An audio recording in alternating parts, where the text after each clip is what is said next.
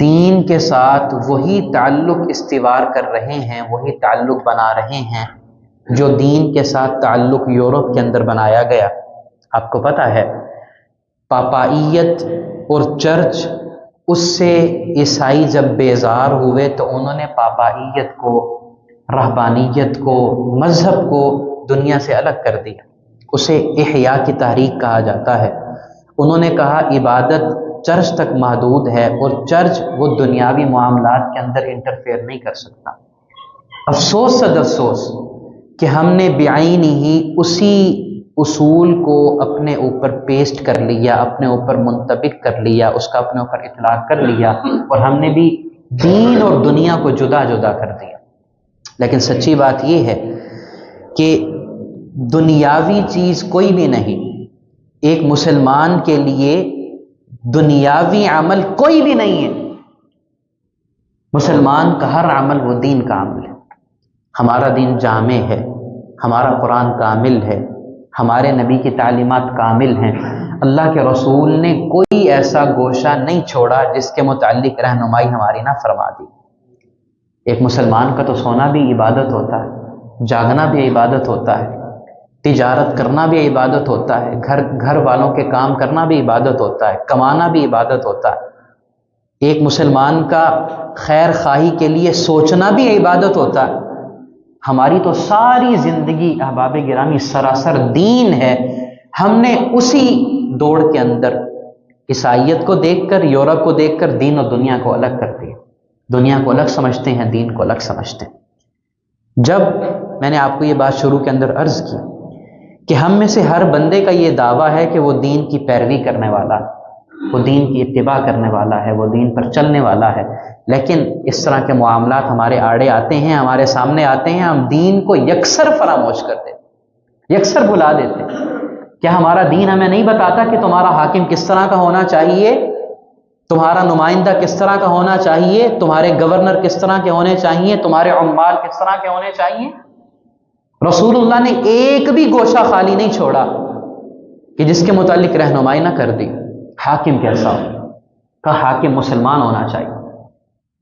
کسی غیر مسلم کو یہ بات زیب نہیں دیتی کہ وہ مسلم ریاست کے اوپر حکمرانی کرے۔ ہمارا قانون بھی یہی کہتا ہے، 73 کا قانون یہی کہتا ہے۔ اس مملکت کا صدر مسلمان ہو، ختم نبوت پر ایمان رکھنے والا، وزیر اعظم مسلمان ہو، ختم نبوت کے اوپر ایمان رکھنے والا، حاکم مسلمان ہونا چاہیے، غیر مسلم حاکم نہیں ہونا چاہیے۔ اللہ فرماتے ہیں یا ایھا الذین آمنوا لا تتخذوا بطانة من دونکم لا یلونکم خبالا۔ یہ ذرا نکات گنتے آئیے گا۔ پہلی چیز، پہلا اصول اسلام نے ہمیں کیا بتایا؟ لوگو تمہارا حاکم مسلمان اللہ کو ایک مانتا ہو، رسول اللہ کو خاتم النبیین مانتا ہو، مسلمان حاکم ہو، اور کہا یا ایھا الذین آمنوا لا تتخذوا بطانة من دونکم لا یلونکم خبالا۔ اے ایمان والو، اپنے راز مسلمانوں کے علاوہ کسی اور کے سپرد نہ کیا کرو، وہ تمہیں نقصان پہنچانے کے اندر، تمہیں برباد کرنے کے اندر کوئی کسر نہیں چھوڑیں۔ آپ اندازہ لگائیے، اللہ تبارک و تعالیٰ ایک عام مسلمان کو یہ ہدایت دے رہے ہیں کہ تم نے اپنا راز کسی غیر مسلمان کو نہیں دینا۔ جب راز کسی غیر مسلم کو نہیں دیا جا سکتا تو کسی غیر مسلم کو مسلمانوں کا حکمران بھی بالاولیٰ نہیں بنایا جا سکتا، الا یہ کہ ریاست ہی غیر مسلم، ریاست ہی غیر مسلم۔ لیکن اگر ریاست اسلام کی ہے، اسلام کے نام پر وجود میں آئی، اسلام کے نام پر بنائی گئی، پھر حق یہ ہے کہ اس کا حکمران بھی مسلمان ہونا چاہیے۔ آپ کو پتہ ہے اقلیت ہیں، یہ اقلیتیں بسی ہوئی ہیں، عیسائی ہیں، سکھ ہیں، ہندو ہیں، وغیرہ وغیرہ۔ اسلام اقلیتوں کو ان کے پورے حقوق دیتا ہے۔ دین نے ایک ایک گوشے کے رہنمائی کی، ان کی عبادت گاہوں کو کچھ نہیں کہا جائے گا بلکہ حفاظت کی جائے گی، ان کو ان کی مذہبی رسومات ادا کرنے پر ان کی حفاظت کی جائے گی، اجازت دی جائے گی۔ اسلام ان کو تحفظ فراہم کرتا ہے۔ حق ہے معاشرے کے اندر، جمہوری نظام کے اندر، کہ اقلیتوں کی آواز بلند کرنے والا بھی کوئی بندہ ہونا چاہیے۔ ٹھیک ہے، ایک اقلیت کی رہنما ہو، وہ الیکشن کے اندر حصہ لے، ایم پی اے بنے، ایم این اے بنے، سینیٹر بنے، یہاں تک یہ بات پھر بھی سمجھ آتی، لیکن اسے کسی چیز کا وزیر مقرر کر دینا، اسے مسلمانوں کے اوپر سربراہ بنا دینا، اللہ کے رسول نے اس بات سے منع فرمایا. سربراہ نہیں بنانا، نمائندگی دینی ہے. کیوں؟ کیونکہ رسول اللہ نے اقلیتوں کے حقوق مقرر کی، رسول اللہ نے اقلیتوں کو حق دیے، لیکن ان کو قاضی بنا دیا جائے، ان کو وزیر بنا دیا جائے، اسلام اس چیز کی گنجائش نہیں دیتا. احباب گرامی، دوسری بات، پہلی بات مسلمانوں کا حکمران مسلمان ہونا چاہیے، ذمہ دار مسلمان ہونا چاہیے. دوسری بات وہ مرد ہونا چاہیے. اللہ کے رسول نے کسی خاتون کو امیر بنانے سے منع کیا. آپ نے فرمایا لن یفلح قوم ولوا امورهم امرأة، وہ قوم ہرگز فلاح نہیں پا سکتی. فلاح پانا کتنی بڑی بات، کامیاب ہو جانا، کامران ہو جانا، ترقیاں پا لینا. کہا وہ قوم ہرگز ترقی نہیں پا سکتی جو اپنے امور کسی خاتون کے سپرد کر. اب اندازہ لگائیے رسول اللہ کے زمانے کے اندر کیا بڑی دور اندیش خواتین نہیں تھیں؟ کیا بڑی ذہین خواتین نہیں تھیں؟ کیا خواتین اللہ کے رسول نے کسی خاتون کو کسی جگہ کا امیر مقرر کیا، کہیں قاضی بنایا، کہیں گورنر یا عمال بنایا؟ نہیں، رسول اللہ نے خواتین کو وہی ذمہ داریاں دی جو ان کے لائق ہیں. طبیب بنایا، طبیبہ بنایا، زخمیوں کا علاج کیا کرتے تھے، لکھنے پڑھنے کا کام کیا کرتے ہیں، سلائی کڑھائی کا کام کیا کرتی تھی.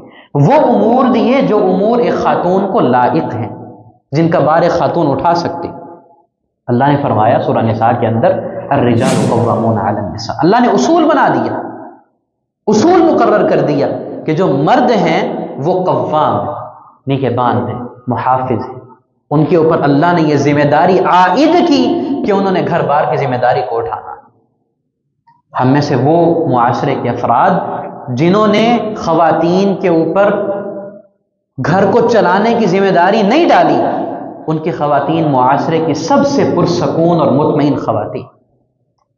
آپ چلے جائیے کسی بھی محکمے کے اندر چلے جائیے، تعلیم سے متعلقہ ہو، انتظام سے متعلقہ ہو، کسی سے بھی متعلقہ ہو، وہاں کام کرنے والی خواتین نہ گھر کو چلا سکتی ہیں نہ اس کام کو چلا سکتی، بیچ کے اندر لٹکی رہتی. ہراسمنٹ کا بھی سامنا کرنا پڑتا ہے، بری نظروں کا بھی سامنا کرنا پڑتا ہے، بری باتوں کا بھی سامنا کرنا پڑتا ہے، شیاطین سے بھی بچنا پڑتا ہے، مکر و فریب کے جالوں سے بھی بچنا پڑتا ہے، اور گھر کو بھی ذمہ داری نہیں دے سکتی. اولاد کی تربیت کی کوئی فکر نہیں ہوتی، اولاد کی ساری ذمہ داری. آپ تھوڑا ایلیٹ کلاس کے اندر آ جائیں، آپ کسی بڑے گھر کا جائزہ لیجئے، وہاں اولاد کی ساری ذمہ داری گھر میں کام کرنے والی خواتین پر ہوتی. آپ اندازہ کریں، پڑھے لکھے ماں باپ بھی کسی عہدے کے اوپر فائز ہے، اس کی تو ذمہ داری بنتی ہے گھر کو چلانا، لیکن خاتون خانہ بھی کسی مصروفیت کے اندر مصروف اپنے آپ کو اس خاتون خانہ نے کیا ہوا ہے. اور پڑھے لکھے لوگوں کی جو اولاد ہوتی ہے ان کی تربیت وہ کرتے ہیں جو گھر کا کام کرنے والے لوگ پڑھے لکھے نہیں ہوتے، تربیت ان کے قریب سے نہیں گزری ہوتی، انہیں گفتگو کا طریقہ نہیں آتا، گفتگو کا سلیقہ نہیں آتا، انہیں ادب آداب کا کچھ پتہ نہیں ہوتا. اور یہ پڑھے لکھے لوگ، یہ ذمہ دار لوگ اپنی اولاد کی ذمہ داری ان گھر کی کام کرنے والی خواتین پر ڈال کر اپنے آپ کو مستغنی کر لیتے، اپنی طرف سے اطمینان کے اندر ہوتے. آپ بڑے شہروں کا جا کر جائزہ لے لیجئے، ڈے کیئر سینٹر بنے ہوئے ہیں کہ کوئی خاتون اگر کسی جگہ ملازمت کرتی ہے، اپنا بچہ ہمیں دے جاؤ، ہم اس کو کھلائیں گے پلائیں گے، صبح چھوڑ جاؤ شام کو لے جانا. اور بڑے شہروں کے اندر ڈے کیئر سینٹر بھرے پڑے. کئی ایسے ڈے کیئر سینٹرز کو میں جانتا ہوں، وہاں پر ایک بھی بچے کو مزید لینے کی گنجائش نہیں، اس قدر بے شمار بچے وہاں پر ہوتے، اور ماں باپ کو کوئی پتہ نہیں کہ ہمارے بچوں کی کیا تربیت ہو رہی. اور احباب گرامی، سچی بات یہ ہے، جو بچے ڈے کیئر سینٹر کے اندر پل کر بڑے ہوتے ہیں نا، وہ بڑے ہونے کے بعد والدین کو بھی اولڈ ایج ہوم کے اندر جا کر ڈال دیتے، ان کی ذمہ داریاں نہیں اٹھاتے. انہیں پتہ نہیں ہوتا باپ کس کو کہا جاتا ہے، انہوں نے کبھی باپ کے روب کو نہیں دیکھا ہوتا، باپ کی نظر کو نہیں دیکھا ہوتا، باپ کے غصے کا سامنا نہیں کیا ہوتا، انہوں نے کبھی ماں کی ممتا کی چاشنی کو نہیں انہوں نے حاصل کیا ہوتا، انہیں پتہ نہیں ہوتا ماں باپ کس کو کہا جاتا. اور جو ڈے کیئر سینٹر ہیں، آپ بخوبی جانتے ہیں کیا وہ دینی نہج پر چل رہے ہیں؟ نہیں، دین کا ان کے ساتھ سرے سے تعلق ہی کوئی، الا ماشاء اللہ کوئی ایسا ہو تو ہم حسن ظن رکھتے ہیں کہ ممکن ہے کوئی ایسا ڈے کیئر سینٹر ہو جہاں پر بچوں کی دینی تعلیم اور تربیت کا خیال رکھا جاتا ہو. یہ ہم فقط حسن ظن کی بنیاد پر کہہ رہے ہیں، ورنہ آپ بھی جانتے ہیں، میں بھی جانتا ہوں کہ ڈے کیئر سینٹر کا دین سے کوئی تعلق نہیں، ان کے لیے سب کچھ دنیا. انہوں نے بچوں کو اچھا کھلانا ہے، پلانا ہے، خیال رکھنا ہے، ان کو گیمز مہیا کرنی ہے، مصروفیتیں دینی ہیں تاکہ ان کی وہ فیس لے سکیں، ان سے کما سکیں۔ تو دوسری چیز اسلام ہمیں کیا بتاتا ہے کہ لوگوں تمہارا حکمران مرد ہو عورت نہ، خاتون خانہ گھر کی ذمہ داریوں کو سنبھالے۔ ہاں اگر مجبوری لاحق ہو، ایک خاتون اجازت دیتا ہے دین کے وہ نوکری کر سکتی، یہ بات کو ذرا سمجھ لیجئے، مجبوری لاحق ہو، کمانے والا کوئی نہیں، سر کے اوپر سایہ کوئی نہیں، بڑا بھائی کوئی نہیں، شادی نہیں ہوئی، خاتون خانہ نوکری کر سکتی ہے، ملازمت کر سکتی ہے، لیکن اسلام نے وہاں پر بھی اس کو حدود متعین کر دی، وہاں پر بھی اس کی رہنمائی کر دی۔ ایسی جگہ جہاں نوکری کے لیے جاؤ اپنے پردے کا خیال رکھو، اپنے لباس کا خیال رکھو۔ اسلام نے کہا نہیں کہ اے خاتون اگر کسی کے ساتھ تمہیں گفتگو کرنی پڑے کرخت آواز کے اندر گفتگو کرنا، تمہاری آواز میں لچک نہیں ہونی چاہیے تاکہ کسی کے دل میں اگر میل ہو تو وہ اس پر جرت نہ کرے، کرخت لہجے کے اندر بات کرے، لوچدار لہجے کے اندر خاتون خانہ بات نہ کرنے والی ہو، پردے کا خیال رکھنے والی، اور اختلاط سے بچ کر ملازمت کرے۔ اسلام نے احباب گرامی ہر معاملے کے اندر رہنمائی۔ میں نے آپ کی ابتداءً یہ بات کہی، ہم دین و دنیا کو الگ کر دیتے ہیں، دین نے دنیا کو الگ نہیں کیا، ساری ہماری زندگی سراسر دین ہی۔ اور دوسری بات یہ عرض کی کہ حکمران مرد ہونا چاہیے۔ تیسرا نقطہ، مسلمانوں کا حکمران وہ صاحب علم ہو، وہ صاحب بصیرت ہو، وہ دور اندیشی کی گفتگو کرنے والا ہو، وہ مستقبل کے اوپر نظر رکھنے والا ہو، معاملات کو سلجھانے کی اس کے اندر طاقت اور جرت ہونی چاہیے۔ اللہ تعالیٰ ارشاد فرماتے ہیں سیدنا ابراہیم، وَإِذِ ابْتَلَىٰ إِبْرَاهِيمَ رَبُّهُ بِكَلِمَاتٍ فَأَتَمَّهُنَّ، اللہ نے حاکم بنایا، رسول بنایا، رسول حاکم ہوتا ہے، قاضی ہوتا ہے، حاکم بنایا، لیکن اللہ نے ابتلاءات کے اندر مبتلا کیا، آزمائشیں آئیں، مصیبتیں آئیں، اللہ نے آزمایا، آزما کر اللہ نے کہا انی جاعلک للناس اماما، میں نے آپ کو لوگوں کے لیے امام بنا دیا، حاکم بنا دیا، انی جاعلک للناس اماما۔ اب حضرت ابراہیم نے پتہ کیا کہا؟ قال ومن ذریتی، اللہ میری اولاد کیا وہ بھی حاکم ہوگی؟ کیا وہ بھی نبی ہوگی؟ کیا وہ بھی قاضی ہوگی؟ انہیں بھی ریاست دی جائے گی؟ اللہ نے کیا فرمایا؟ قال لا ینال عہد الظالمین، ابراہیم اگر آپ کی اولاد میں کوئی ظالم ہوا نا جو صالح نہیں ہے، یہاں صالح ظالم کے مقابلے کے اندر بولا گیا، صالح کے مقابلے کے اندر ظالم بولا گیا، کہا آپ کی اولاد کے اندر کوئی ایسا بندہ جو صالح نہیں، اس تک میرا یہ وعدہ نہیں پہنچا۔ آپ کی اولاد کے اندر کوئی صالح ہوگا، اللہ اسے نبی بھی بنائیں گے، حاکم بھی بنائیں گے، ریاست بھی دی جائے گی، قاضی بھی بنائیں گے، لیکن اگر وہ نیک نہیں ہوگا، صالح نہیں ہوگا، پھر اللہ کا وعدہ اس کے اوپر پورا نہیں ہوگا۔ سبحان اللہ و بحمدہ، سبحان من ھذا کلامہ۔ احباب گرامی، ہم قرآن کا مطالعہ کریں نا تو اللہ تبارک و تعالیٰ نے عمل کو سب سے بڑی بنیاد قرار دیا، کسی بھی تعلق کے اندر، کسی بھی تعلق کے اندر۔ اللہ نے کیا وعدہ کیا تھا حضرت نوح علیہ السلام سے؟ اے نوح جب آپ کی قوم پر عذاب آئے گا تو میں آپ کو، آپ کے اہل خانہ کو اور ان کو جو آپ پر ایمان لائے نجات دے دوں، نجات دے دوں۔ بیٹے کے ساتھ مکالمہ کر رہے ہیں، بیٹا ایمان نہیں لایا، خون ہے، اپنا خون، اپنی اولاد، اپنا لخت جگر، ایمان نہیں لایا، اسے کہہ رہے ہیں بیٹا آؤ کشتی کے اندر آ جاؤ۔ بیٹے نے کہا نہیں، سآوی الی جبل یعصمنی من الماء، پہاڑ پر چڑھ جاؤں گا، پہاڑ مجھے پانی سے بچا لے گا۔ اتنی بڑی لہریں بھی ہوتی ہیں کہ پہاڑ سے گزر جائیں، میں پہاڑ پر چڑھ جاؤں۔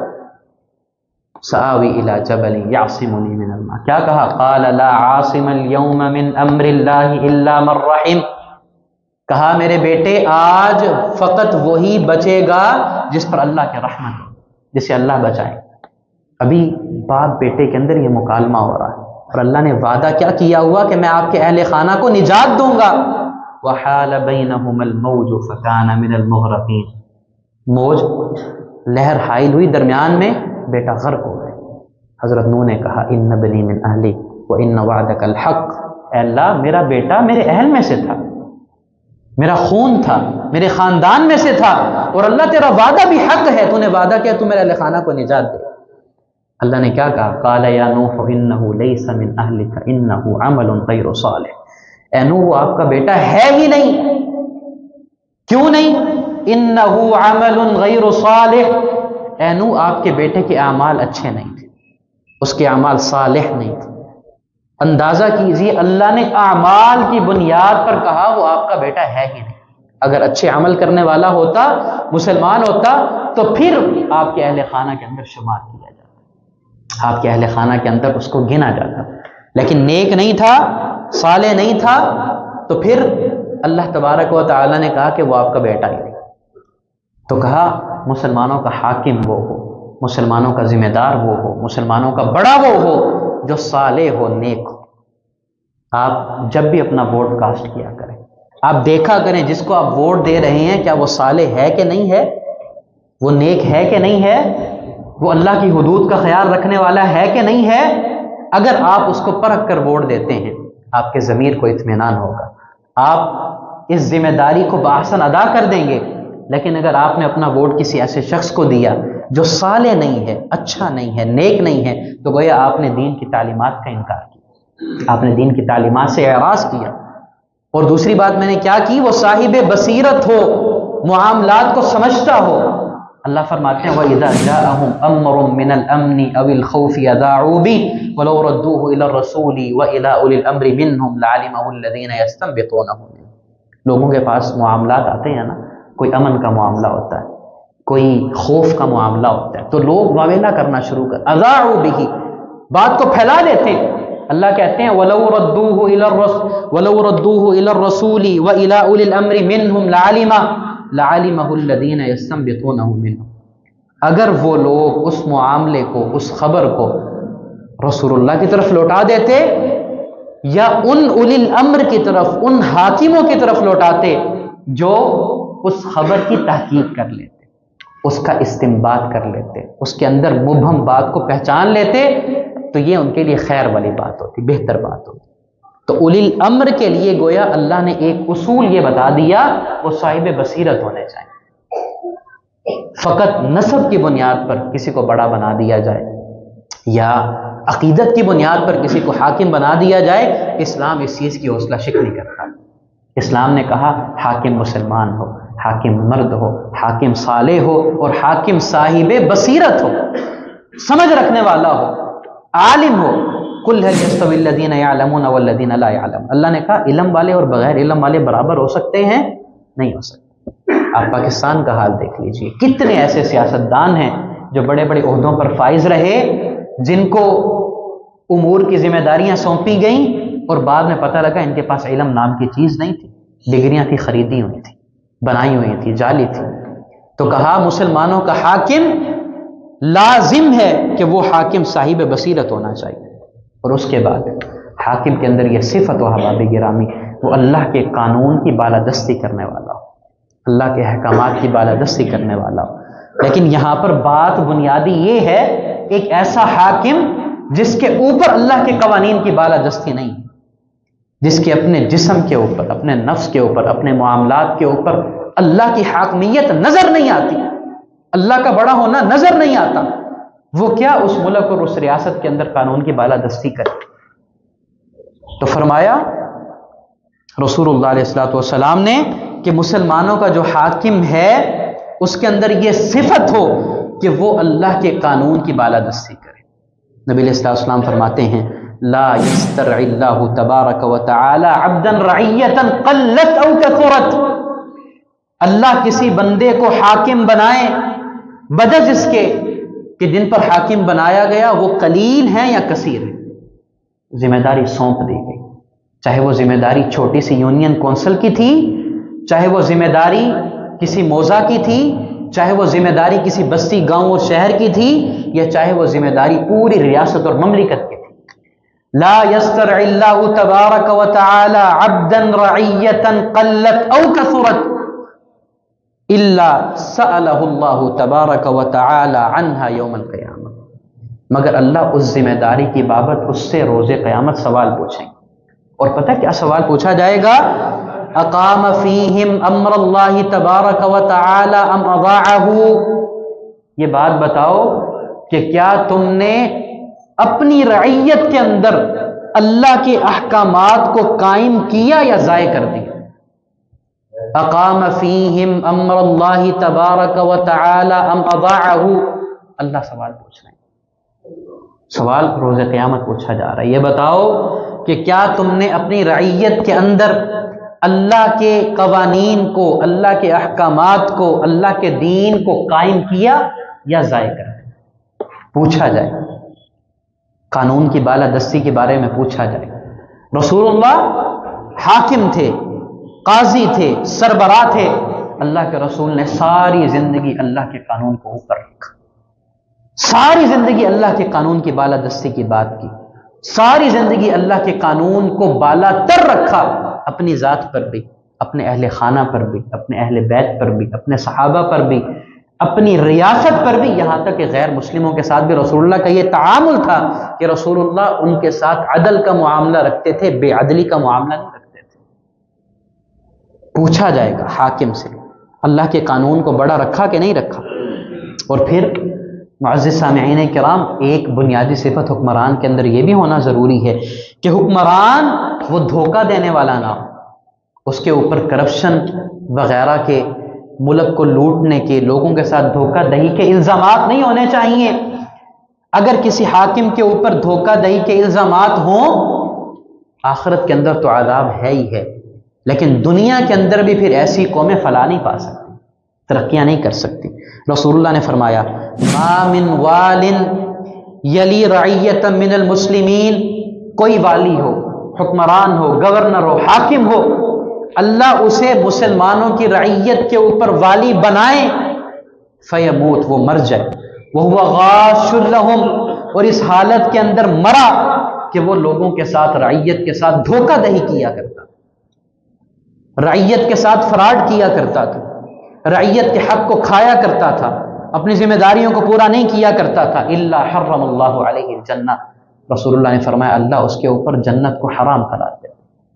ایک اور روایت کے الفاظ ہیں فغشها فهو في النار، راعی بنایا گیا، حاکم بنایا گیا، سربراہ بنایا گیا، فغشها، اس نے اپنی رعیت کے ساتھ دھوکہ دہی کی، اپنی رعیت کے ساتھ اس نے فراڈ کیے، کرپشن کی، اس نے رعایا کے مال کو کھایا، تلف کیا، فرمایا فغشها فهو في النار، اس نے دھوکہ دہی کی، فهو في النار، تو وہ جہنم کے اندر جائے گا۔ احباب گرامی، دیکھا کریں کہ ہمارا حاکم چاہے وہ علاقے کی حد تک ہے، چاہے وہ صوبے اور ریاست کی حد تک ہے، کہیں میں کسی ایسے بندے کا انتخاب تو نہیں کر رہا جو میرے ملک کو دھوکہ دینے والا ہو، میرے ملک کو نقصان پہنچانے والا ہو، رعایا کو نقصان پہنچانے والا ہو، رعایا کو دھوکہ دینے والا ہو۔ آپ یقین مانیے ہمارا دین اسلام، میں نے آپ کو پہلے یہ بات ذکر کی، ایک ایک لمحے، ایک ایک ذرے، ایک ایک مسئلے کی رہنمائی اللہ اور اللہ کے رسول نے پوری فرما دی۔ ہم اسے چھوڑ کر بیٹھے ہیں، ہم اسے بھلا کر بیٹھے ہیں، ہم اسے ترک کر کے بیٹھے ہیں۔ اور پھر جو حاکم ہوتا ہے نا، وہ رعایا کا محافظ ہوتا ہے، وہ رعایا کا خیال رکھنے والا ہوتا ہے، وہ رعایا کا نگہبان ہوتا ہے، وہ رعایت کی سرحدوں کا بھی محافظ ہوتا ہے، اور وہ اپنی رعایا کی، اپنی مملکت کی نظریاتی سرحدوں کا بھی محافظ ہوتا ہے۔ یہ اوصاف ہمیں دیکھنے چاہیے، پرکھنا چاہیے کہ میں جس کا انتخاب کرنے والا ہوں، جس شخص کو ووٹ ڈالنے والا ہوں، جس فرد کو ووٹ دینے والا ہوں، کیا وہ محافظ بھی کہلانے کے لائق ہے کہ نہیں ہے؟ اگر وہ محافظ کہلانے کے لائق ہے تو ضمیر کو بھی اطمینان ہوگا، دل کو بھی اطمینان ہوگا۔ اگر محافظ کہلانے کے لائق نہیں تو ضمیر کو بھی اطمینان نہیں ہوگا، دل کو بھی اطمینان نہیں ہوگا۔ اور پھر احباب گرامی، جو مسلمانوں کا حکمران ہوتا ہے نا، وہ رعایا کی نگہبانی کرنے والا ہوتا ہے، رعایا کا خیال رکھنے والا ہوتا ہے، رعایا پر نظر رکھنے والا ہوتا ہے۔ حضرت سلیمان علیہ السلام کتنے بڑے حاکم، اللہ نے پوری دنیا میں ان کو حاکم بنایا، بادشاہ بنایا، بادشاہ، لیکن رعایا پر کس قدر نظر تھی؟ کہا وَتَفَقَّدَ الطَّيْرَ فَقَالَ مَا لِيَ لَا أَرَى الْهُدْهُدَ أَمْ كَانَ مِنَ الْغَائِبِينَ، ایک پرندہ نظر نہیں آ رہا، ہدہد کہاں؟ ایک پرندہ نظر تھی کہ میری رعیت کے اندر ایک پرندہ نظر نہیں آ رہا۔ کیوں نظر نہیں آ رہا؟ کہاں گیا ہوا، کہاں مشغول ہو گیا، اطلاع کیوں نہیں دی، اجازت کیوں نہیں دی؟ اللہ اکبر کبیرہ، یہ حکمران ہوتے ہیں۔ رعایا ایک ایک فرد کے اوپر نظر، رسول اللہ علیہ الصلوۃ والسلام ایک ایک فرد کے اوپر نظر ہوتی تھی اور کبھی پوچھ لیتے تھے وہ فلاں بندہ نظر نہیں آتا کہاں ہے؟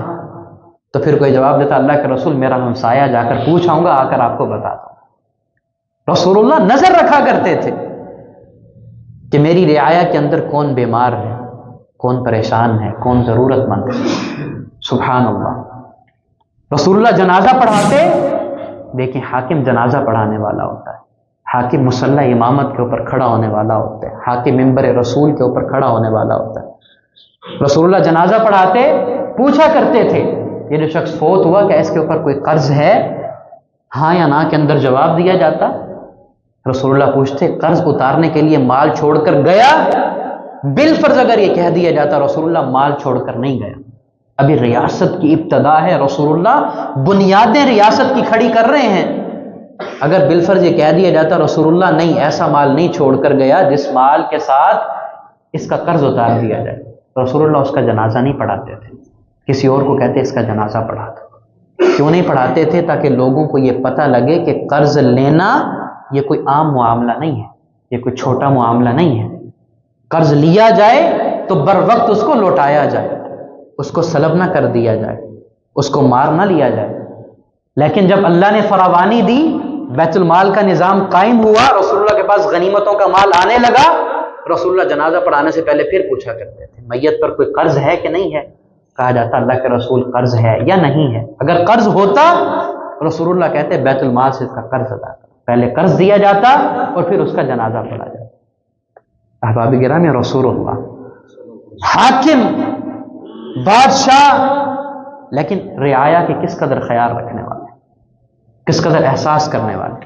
کہا کلکم راع وکلکم مسئول عن رعیتی، تم میں سے ہر بندہ ذمہ دار، ہر بندہ، لمبی حدیث مبارکہ، ہر بندہ ذمہ دار، اور تم میں سے ہر بندے سے اس کی ذمہ داری کی بابت پوچھا جائے گا۔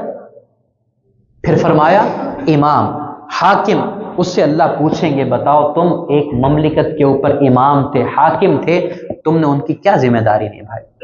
کہا ایک مرد، اس سے پوچھا جائے گا تمہیں گھر کی ذمہ داری دی گئی تھی، تم نے اپنے گھر کی ذمہ داری کس طرح نبھائی؟ ایک خاتون خانہ، اس سے پوچھا جائے گا تم پر ذمہ داری تھی اپنے خاوند کے گھر کی حفاظت کی، اس کی عزت کی حفاظت کی، اس کے مال کی حفاظت کی، تم نے اس ذمہ داری کو کس طرح نبھایا؟ کہ ایک خادم سے پوچھا جائے گا تم کسی کے پاس خادم تھے، ملازم تھے، تم نے اس ذمہ داری کو کیسے نبھایا، اس کے مال کے ساتھ تم نے کیسا برتاؤ کیا؟ کہا بیٹے سے پوچھا جائے گا تمہیں تمہارے باپ نے مال دیا خرچ کرنے کے لیے، گھر کو چلانے کے لیے، کسی بھی کام کے لیے، تم نے اس مال کی ذمہ داری کو کیسے نبھایا؟ کلکم راع وکلکم مسئول عن رعیتہ، ہر بندہ اپنی جگہ پر ذمہ دار ہے، اور وہ اللہ تبارک و تعالیٰ کو اپنی اس ذمہ داری کا، اس امر کا اللہ کو اس نے حساب دینا۔ معزز سامعین کرام، کس قدر اسلام میں جامعیت ہے۔ ہم میں سے کون ایسا بندہ ہے، بچوں کو چھوڑ دیجئے، بڑوں کی بات کیجئے، مکلف کی بات کیجئے، ہم میں سے کون ایسا بندہ ہے جس کے اوپر کوئی ذمہ داری نہیں؟ اور رسول اللہ کا فرمان ہمارے سامنے روز روشن کی طرح آیا، لوگوں ذمہ داریوں کا خیال کرو، اس کے بارے تم سے پوچھا جائے، اس کے بارے تم سے سوال کیا جائے گا، تمہیں اللہ نے یہ ذمہ داری دی، بتاؤ ذمہ داری کو تم نے کس طرح نبھایا۔ اللہ اکبر کبیرہ۔ ایک حکمران، وہ رعایا کی ذمہ داری کی بابت حکمران سے پوچھا جائے گا تمہیں اللہ نے رعیت دی، بادشاہت دی، مملکت دی، ریاست دی، تم نے اس اپنی ذمہ داری کو کس طرح نبھایا؟ جواب دیا جائے، بجز اس کے کہ وہ حاکم ہو، وہ ایم این اے ہو، ایم پی اے ہو، سینیٹر ہو، کسی یونین کونسل کا وہ سربراہ، جتنی ذمہ داری ہے اس کے بقدر اس سے پوچھا جائے۔ اور پھر معزز سامعین کرام، ایک مسلمانوں کا جو حاکم ہوتا ہے نا، وہ عدل و انصاف کرنے والا ہوتا ہے، اس کے عدل کے اندر کوئی لچک نہیں ہوتی، اس کے انصاف کے اندر کوئی کج روی اور نقص نہیں ہوتا، اس کے کٹہرے کے اندر مدعی اور مدعا علیہ دونوں برابر ہوتے ہیں، وہ ان کے مابین اللہ کی کتاب کے مطابق فیصلہ کرنے والا ہوتا ہے، رسول اللہ کے فرامین کے مطابق فیصلہ کرنے والا ہوتا ہے۔ اللہ کیا فرماتے ہیں؟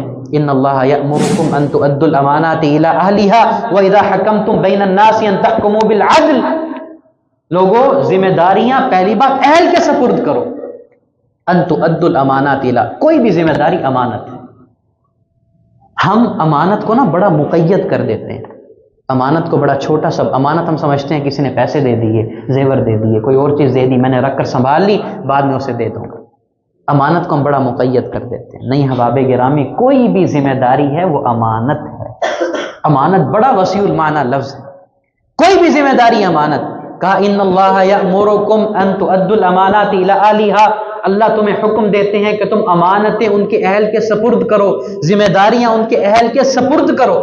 اہلیت دیکھی جاتی ہے، نسب اور حسب نہیں دیکھا جاتا۔ ایک بندہ کسی بھی چیز کا ذمہ دار ہے، کسی بھی چیز کا، ایک چھوٹا سا سکول ہو، اس کا جو ذمہ دار شخص ہو، نااہل لگا دیا جائے، سکول تباہ ہو جائے۔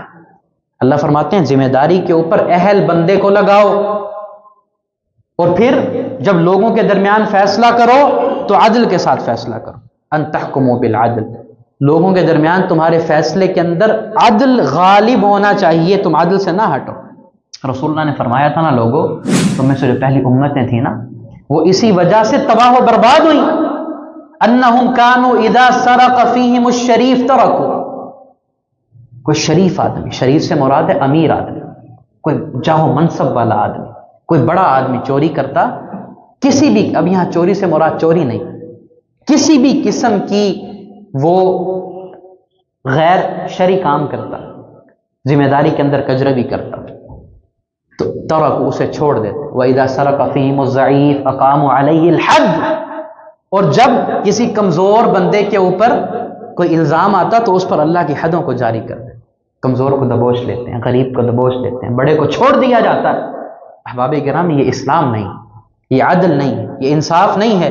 اور پھر اللہ کے رسول نے پتہ ہے کب فرمایا تھا، جب ایک خاتون نے چوری کی نا، تو اس کے قبیلے والوں نے کہا کہ اگر اس کا ہاتھ کاٹ دیا جائے گا، اللہ کی حد کو جاری کر دیا جائے گا، تو پورا قبیلہ رسوا ہو جائے گا۔ کہا کون یہ جرت کرے کہ اللہ کے رسول کو جا کر اس کی سفارش کر دے کہ اب اس کا ہاتھ نہ کاٹے، کوئی اور سزا دے دے؟ کہا ایسا کرو، رسول اللہ کا منہ بولا بیٹا ہے نا حضرت زید ابن حارثہ، ان کے بیٹے رسول اللہ کے منہ بولے پوتے اسامہ کو کہو جا کر رسول اللہ کو سفارش کرے۔ اسامہ چھوٹے کے چلے، کہا رسول اللہ اس خاتون کا ہاتھ نہ کاٹے۔ آپ نے کہا تکلمنی فی حد من حدود اللہ، اسامہ مجھ سے اللہ کی حدوں کے اندر بات کرنے آئے ہو، اللہ کے قوانین کے اندر بات کرنے آئے ہو؟ پھر اللہ کے رسول نے یہ جملے بولے کہ تم میں سے پہلی امتیں اسی وجہ سے تباہ ہوئیں، کوئی بڑا چوری کرتا چھوڑ دیتے، چھوٹا چوری کرتا اس کے اوپر اللہ کی حد کو جاری کر دیتے۔ اور پھر پتہ کیا فرمایا، وَأَيْمُ اللَّهِ، اللہ کی قسم، لَوْ أَنَّ فَاطِمَةَ بِنْتَ مُحَمَّدٍ سَرَقَتْ لَقَطَعْتُ يَدَهَا، اللہ کی قسم اگر میری بیٹی سیدہ فاطمہ نے بھی چوری کی ہوتی میں اس کا بھی ہاتھ کاٹ دیتا۔ احباب گرامی، حاکم عادل ہوتا ہے، حاکم انصاف کرنے والا ہوتا ہے۔ ایسا حاکم جو انصاف نہ کرے، جو عدل نہ کرے، وہ حاکم بننے کے دین میں لائق نہیں، وہ قاضی بننے کے لائق نہیں۔ اور پھر معزز سامعین کرام، مسلمانوں کا جو حکمران ہے وہ بہادر ہونا چاہیے۔ کان النبی صلی اللہ علیہ وسلم احسن الناس واشجع الناس، کہا اللہ کے رسول لوگوں میں سب سے خوبصورت، سب سے اعلیٰ اور سب سے بہادر تھے، حاکم تھے اور سب سے بہادر تھے۔ کہا ایک مرتبہ مدینہ کے اندر یہ شور پڑا کہ کسی نے مدینہ پر حملہ کر دیا، رات کا وقت تھا، رات کا وقت۔ تصور کریں رات کتنی تاریک ہوتی، کتنی رات کی تاریکی ہوتی ہے، رات کا وقت شور پڑا کہ بھئی ممکن ہے کسی نے مدینہ پر حملہ کر دیا۔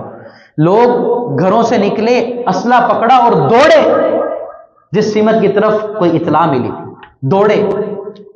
اللہ اکبر، کیا دیکھتے ہیں کہ رسول اللہ اکیلے اس طرف سے واپس آ رہے ہیں۔ فقد استبرأ الخبر یا وقد استبرأ الخبر، رسول اللہ تحقیق کر کے آ رہے ہیں۔ اور رسول اللہ وَهُوَ عَلَى فَرْسٍ لِأَبِي طَلْحَةَ عُرْيٍ وَفِي عُنُقِهِ السَّيْفُ، رسول اللہ حضرت ابو طلحہ کے گھوڑے کے اوپر سوار تھے اور اس قدر جلدی کے اندر نکلے تھے کہ گھوڑے کے اوپر رسول اللہ نے زین نہیں رکھی تھی، گھوڑے کی ننگی پشت پر، ننگی کمر پر رسول اللہ بیٹھے اور آپ کی گردن کے اندر تلوار لٹک رہی تھی، اور آپ لوگوں سے کہہ رہے تھے لوگوں نہ ڈرو، نہ ڈرو، واپس چلے جاؤ، میں معاملہ دیکھ آیا۔ اللہ اکبر کبیرہ۔ مسلمانوں کا حکمران بہادر ہوتا ہے، وہ اپنے مملکت کی حفاظت کرنا، دفاع کرنا، سرحدوں کی حفاظت کرنا، نظریات کی حفاظت کرنا، ان سے بخوبی واقف ہوتا ہے۔ اور معزز سامعین کرام، اللہ فرماتے ہیں الذین ان مکناہم فی الارض اقاموا الصلاۃ وآتوا الزکاۃ وامروا بالمعروف ونہوا عن المنکر وللہ عاقبۃ الامور، کہ وہ لوگ جنہیں اللہ زمین کے اندر بادشاہت دیں، حکمرانی دیں، اللہ نے ان کے اوپر 4 کام فرض کر دیے۔ نماز کو قائم کریں، زکوٰۃ کو ادا کروائیں، نیکی کا حکم دیں اور برائی سے روکیں۔ اور آخری بات کر کے اپنی بات کو ختم کرتا ہوں، ابھی مضمون سمیٹا نہیں گیا لیکن میں نے بات کو اختتام کی طرف لے کر جاتا ہوں۔ احباب گرامی، جو مسلمانوں کا حاکم ہوتا ہے نا، وہ اپنے عمال کی بھی نگرانی اور محاسبہ کرنے والا ہوتا ہے۔ اس کی نظر ہوتی ہے اپنے نیچے کام کرنے والے بندوں کے اوپر کہ کوئی بندہ یہاں ایسا تو نہیں جو کرپشن کر رہا ہو، جو لوگوں کا حق کھا رہا ہو، جو رشوتیں لے رہا ہو، جو مال کو سمیٹ رہا ہو۔ اپنے عمال کی بھی نگرانی کرنے والا رسول اللہ نے ازد قبیلے سے ایک بندے کو عمال بنا کر بھیجا، علی الصدقہ، زکوٰۃ لینے کے اوپر بھیجا، اور اس کا نام ابن الاتبیہ، اس کا نام حدیث کے اندر صحیح بخاری کی حدیث ہے، ابن الاتبیہ رسول اللہ نے عمال بنایا۔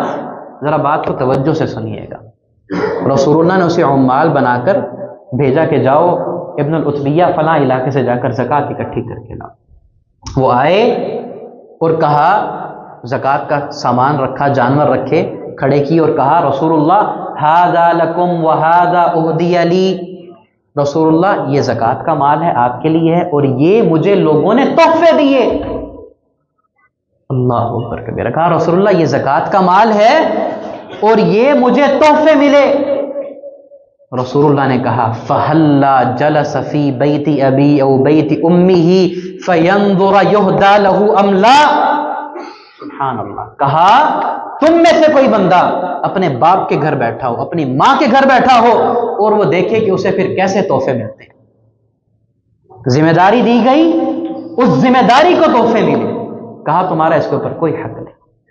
پھر رسول اللہ نے فرمایا والذی نفسی بیدی، اس ذات کی قسم جس کے ہاتھ میں میری جان ہے، لا یأخذ احد منہ شیئا، تم میں سے کوئی بندہ اگر اس میں سے کچھ اٹھا لے، ذمہ داری دی گئی، اس ذمہ داری میں سے کچھ خود اٹھا لے یا لوگ اسے تحفہ دے دیں وہ اٹھا لے، کہا جاء بہ یوم القیامت یحمل علی رقبتہ، وہ قیامت کے دن آئے گا اور اس نے اس چیز کو، اس سامان کو، ان جانوروں کو اپنی گردن کے اوپر اٹھایا ہوا۔ کہا اگر وہ اونٹ ہوگا لہو رغا، اس کی آواز ہوگی، او بقرتن لہا خوار، گائے ہوگی اس کی آواز ہوگی، او شاتن تیعر، اگر بکری ہوگی تو اس کی آواز ہوگی، یعنی اس نے اپنی گردن پر اٹھایا ہوا اور وہ جانور آواز کر رہے ہیں، بول رہے ہیں اپنی اپنی آواز کے اندر، وہ آواز کر رہے ہیں۔ اور پھر اللہ کے رسول نے اپنے ہاتھ کو کھڑا کیا اور ہاتھ کھڑا کر کے 3 مرتبہ کہا اللہم قد بلغت، یا اللہم هل بلغت، اے اللہ میں نے پہنچا دی بات، اے اللہ میں نے بات پہنچا دی، اے اللہ میں نے بات پہنچا دی۔ رسول اللہ عمال کا محاسبہ کیا کرتے تھے، اپنے زیر نگرانی کام کرنے والوں کا محاسبہ کیا کرتے تھے، ان کو سکھایا کرتے تھے امانت داری کس کو کہا جاتا ہے، ذمہ داری کس کو کہا جاتا ہے۔ تو معزز سامعین کرام، ان الیکشن کے دنوں کے اندر انتخاب اپنے شہر کی حد تک، اپنے صوبے کی حد تک، اپنی ریاست کی حد تک اس شخص کا کریں، اس جماعت کا کریں جو آپ کے ملک کے ساتھ خیر خواہ، جو آپ کے دین کے ساتھ خیر خواہ ہو، جو اسلام کے ساتھ خیر خواہ ہو۔ اور ایک اور آخری عرض سن لیجئے، اس الیکشن مہم کے دوران لوگوں کے ساتھ اپنے تعلقات کو خدا را خراب نہ کیا کریں، اخلاق کے دامن کو نہ چھوڑا کریں۔ آپ کا کوئی نظریہ ہو، کسی آپ کے دوست کا کوئی اور نظریہ ہو، لیکن آپس کی محبت کو ان الیکشنوں کی وجہ سے، ان جماعتوں کی وجہ سے خدا را خراب نہ کیا کریں، ان کو ایک طرف رکھیں، اپنے تعلقات کو، محبتوں کو، مودتوں کو ایک طرف رکھیں۔ اللہ سے دعا کرنا تبارک و تعالی ہمیں صحیح معنی کے اندر اچھا مسلمان بننے کی توفیق عطا فرمائے، اور نبی علیہ الصلوۃ والسلام کے اسوہ پر، آپ کے دین پر عمل پیرا ہونے کی توفیق عطا فرمائے۔ وما علینا الا البلاغ۔ بارک اللہ تعالی۔